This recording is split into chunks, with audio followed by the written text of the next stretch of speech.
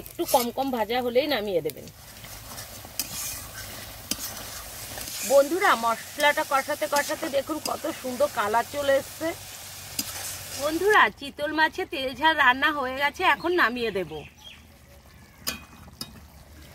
আপনারাও এইভাবে একবার ট্রাই করে দেখতে পারেন, খেতে কিন্তু খুবই ভালো লাগে।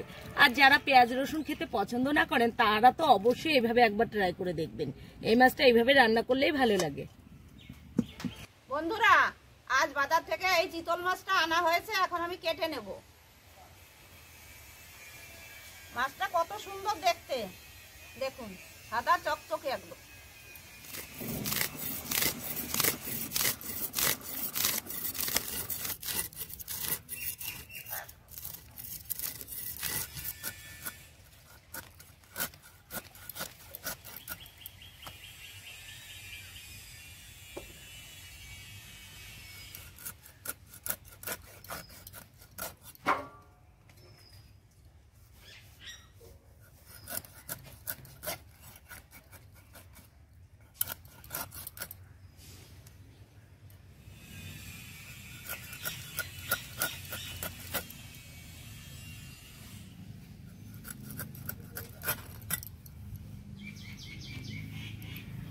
নমস্কার বন্ধুরা, স্বাগত জানাই জবার রান্নাঘর উইথ ভিলেজ ফুডে। আজকে বানাবো চিতল মাছ। ভিডিওটি সম্পূর্ণ দেখবেন, ভালো লাগলে লাইক কমেন্ট শেয়ার করে দেবেন। ফলো এবং সাবস্ক্রাইব করতে ভুলবেন না কিন্তু। জিরে বেটে নেব।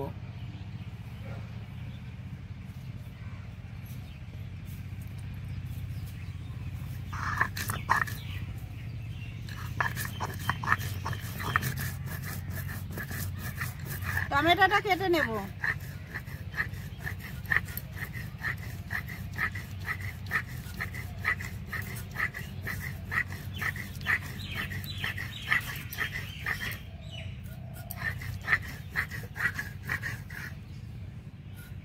ধনেপাতাটা কুচি করে নেব।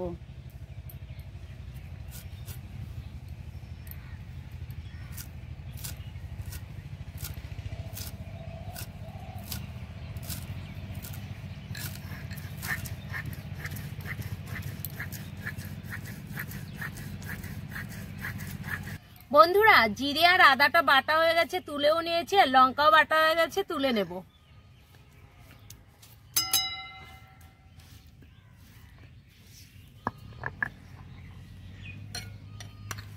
গরমকালে ভালো এখানে না। বন্ধুরা এখানে আছে চিতল মাছ, আর চিতল মাছটা ভালো করে ম্যারিনেট করে নেব। ম্যারিনেট করার জন্য দিয়ে দেব স্বাদ মতো লবণ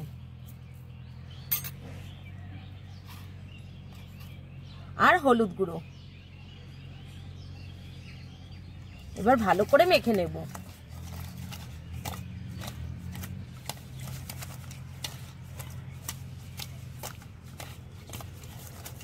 ভালো করে মাখা হয়ে গেছে, এখন রেস্টে রেখে দেব। একটা কড়াই নিয়ে নিয়েছি, কড়াইটা বসিয়েও দিয়েছি। এখন দিয়ে দেব তেল।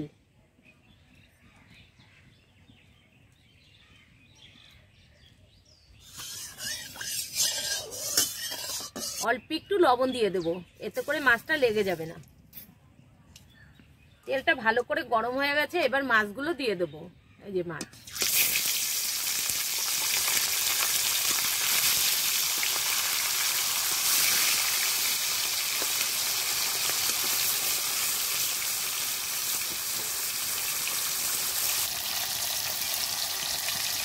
মাছগুলো এক পাশ ভাজা হয়ে গেছে, এবার উল্টে দেব।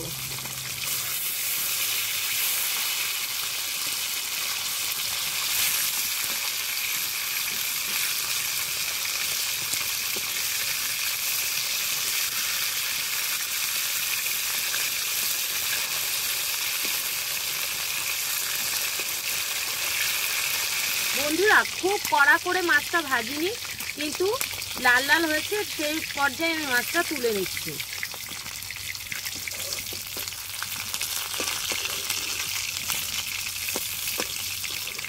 এই দেখুন, ঠিক এইরকম করেই মাছটা ভেজে নিয়েছি।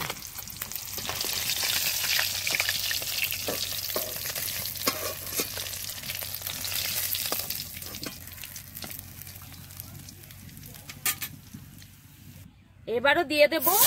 এই 3 পিস আছে, আমি তো ভেজে নেবো এই 3টেও।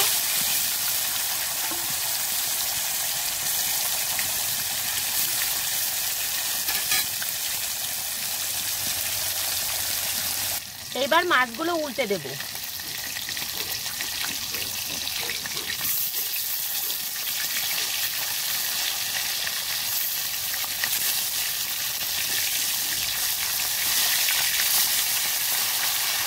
মাছ ভাজা হয়ে গেছে, তুলে নেব। বন্ধুরা এই মাছ খুব বেশি ভাজতে যাবেন না, তাহলে কিন্তু একদম ছোট হয়ে যায় মাছটা, আর খেতে কিন্তু ভালো লাগবে না। একটু কম কম ভাজা হলেই নামিয়ে দেবেন। দিয়ে দেব গোটা জিরে। বন্ধুরা শুকনো লঙ্কাটা আগেই দেওয়া উচিত ছিল, কিন্তু আমি পরে দিচ্ছি। এবার দিয়ে দেব আদা বাটা, জিরে বাটা, শুকনো লঙ্কা বাটা, মশলাগুলো জল দিয়ে দেব।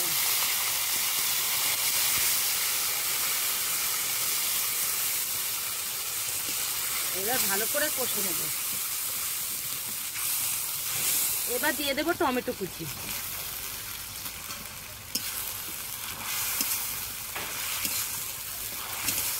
দিয়ে দেব স্বাদ মতো লবণ।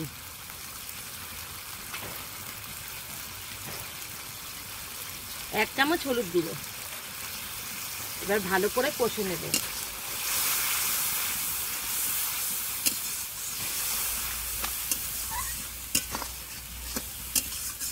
বেশ কিছুক্ষণ ধরেই আমার কষতে হবে।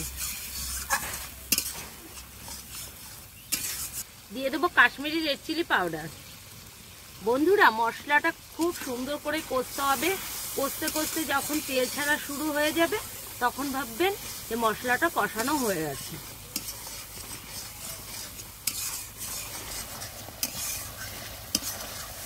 বন্ধুরা মশলাটা কষাতে কষাতে দেখুন কত সুন্দর কালার চলে এসছে।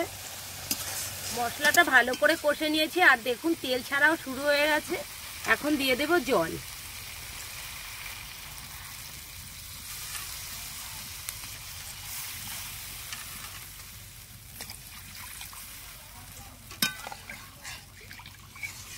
ভেজে রাখা মাছ দিয়ে দেব।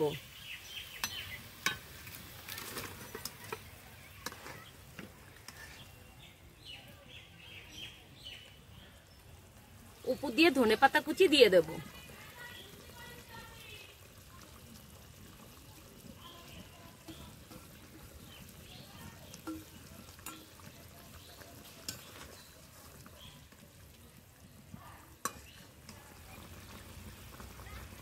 বন্ধুরা চিতল মাছে তেল ঝাল রান্না হয়ে গেছে, এখন নামিয়ে দেব। আপনারাও এইভাবে একবার ট্রাই করে দেখতে পারেন, খেতে কিন্তু খুবই ভালো লাগে। আর যারা পেঁয়াজ রসুন খেতে পছন্দ না করেন তারা তো অবশ্যই এইভাবে একবার ট্রাই করে দেখবেন। এই মাছটা এইভাবে রান্না করলেই ভালো লাগে।